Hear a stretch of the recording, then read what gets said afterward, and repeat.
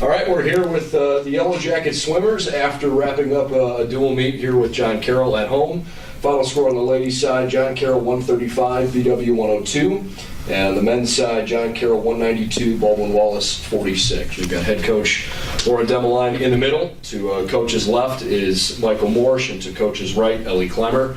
Laura, why don't we start with you and your opening thoughts on the meet today? Sure. So anytime we have a mid-season meet like we did today, we really are looking at how the races are coming together. Times aren't going to be there right now. Our swimmers are swimming very tired, so we're not necessarily looking for season best times. We're looking for races to come together the way that we have been training for them. Coming off of a late meet last night against Ohio Northern, I know our legs were a little tired today, so I was pleased with how some of the things that we've been focusing on in practice are coming together. It really shines a bright light on where we're going to be 4 weeks from now. Could you elaborate on some of those things that you have been working on? Sure. So for our distance swimmers, we're looking at how they're taking the races out, when they're coming up to their pace 50s, and then trying to hold them consistently through the race. So for our kids who swam the 500 and the 1,000 today, they swam some really, really strong races, even though their arms weren't necessarily there for them. For our strokers, this was the first time we've had the 100 strokes since November.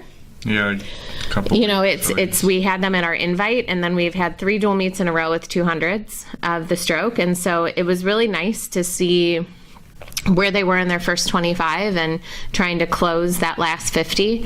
For our sprinters, right now, it's just about timing out walls, timing out finishes. Really, your 50 and 100 swimmers at this point in the season, they're pretty tired.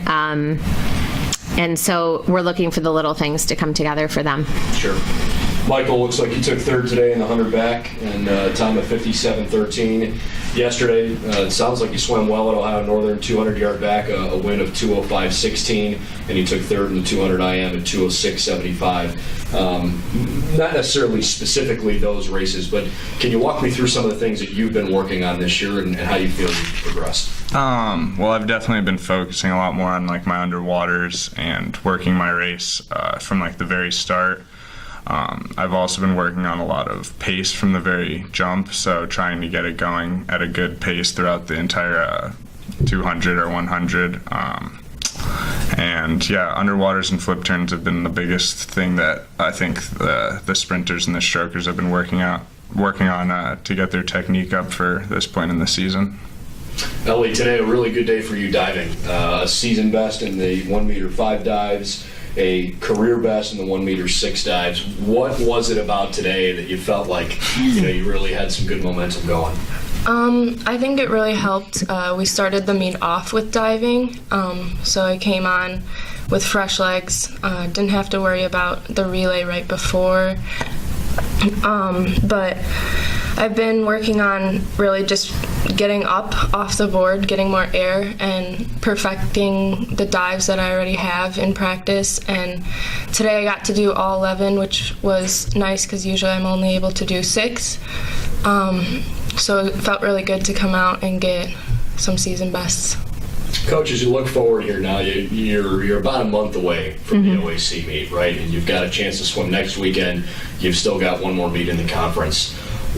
Are your goals set week to week as you try to progress to the OAC meet? Or do you basically say, look, this is kind of where we expect us, to be on the men's and women's side in mid-February, and however we get there, we get there? So we really, especially within the training group, so we have our sprint group, our stroke, IM group, and then our distance swimmers. We talk to them about where they need to be in certain sets that we're repeating from week to week, and we use those as a way to gauge where they're at. For some of our swimmers, they were hitting the times that we're looking for this past week in practice, which is really exciting to see that. Everything about swimming is a progression, and so to set a specific weekly goal might not necessarily be fair to the athlete who's fighting off a cold or flu or had a couple late nights studying. So we sort of have an idea of where we want them to be, and as long as they're progressing towards that goal through these next few weeks, that's what we're looking for. We have Pitt Bradford and Franciscan coming up next weekend, and then Case Western will be our last dual meet on February 2nd. So we're really going to use these next two meets to keep practicing the things that we're working on in practice. One of the things about our sport that I think is different than some other sports here at Baldwin Wallace or in Division III is the dual meets are not the focus for us. It's an opportunity to see where we're at, and we're not going to rest for dual meets. Our swimmers swam tired last night, and they are swimming even more tired today. And when they're getting out of the water saying, man, my arms or my legs, that's what we want to hear from them right now. And we know that the rest is coming. Traditionally, our team has swam really well at our conference championships because we build that base through the whole season. And so I'll take a dual meet loss if that's what we have to do, because our eyes are set on February 14th through the 16th. Michael, how do you feel your personal fitness and your training has gone? Do you feel like you are progressing at the rate that you want? Definitely. Even just like comparing myself to where I was at this point in the season last year, I'm way ahead of schedule from where I was, and I'm doing a lot of the things that I want to be doing a lot sooner in the season this year. And I think, kind of going off of what Laura said, I mean, we're training hard every single day, so I think when we go to these meets, we can't really be focused on the times. We're more focused on our technique and what we really need to be working on to get those times when we're rested and when we're feeling good at OACs. Ellie, we talked about the dives, but you swim too, and you swam well yesterday and today, especially in the 200-yard yesterday breast and the 100 breast today. What are the unique challenges about both swimming and diving and trying to keep your body fresh so that you can excel at both? I would say the biggest challenge for me is having to go from a swim practice to a diving practice. Starting at 2:45, I'm in the water until 6, or sometimes even after 6. So time management gets a little tough at times, and especially when I have class conflicts, it can get kind of challenging to plan out and be able to get in as much practice as I can. But I'm happy with how I'm doing right now. So.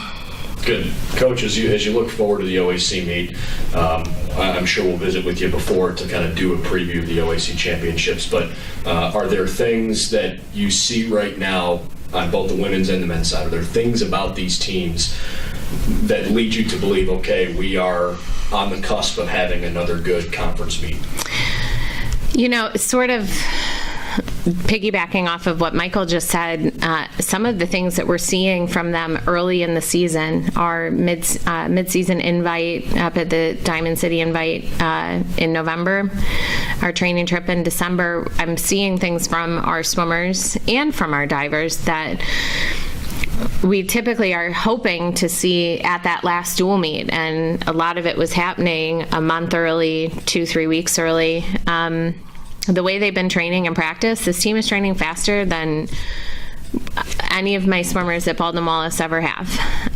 The send-offs that they're pushing, the adjustments that we're making to sets to continue to challenge them really is exciting. I don't mean to keep saying the same thing over and over, but when I consider how tired they are, I know how I feel today after just standing on the pool deck last night and today, and they've actually been swimming. Our distance swimmers swam 1000s and 500s back to back. So to consider how they're feeling and how they're swimming, and the fact that we hit the gas pretty hard these past 2 weeks, as much as I think they would have appreciated some rest, that we did not give it to them. And so, there have been some opportunities to gain over this past month or two, and they've jumped at them, and it's really been exciting. As a coach, it's hard to ask for much more than that. I tell them all the time, I can't get in the water and do it for you, the fact that they show up every day and they take their workouts and they do what we're asking of them and they race hard. Even when I know their lungs are burning, their legs are gassed, they're still doing what they can to try and get their hand to the wall is pretty cool. We're really fortunate.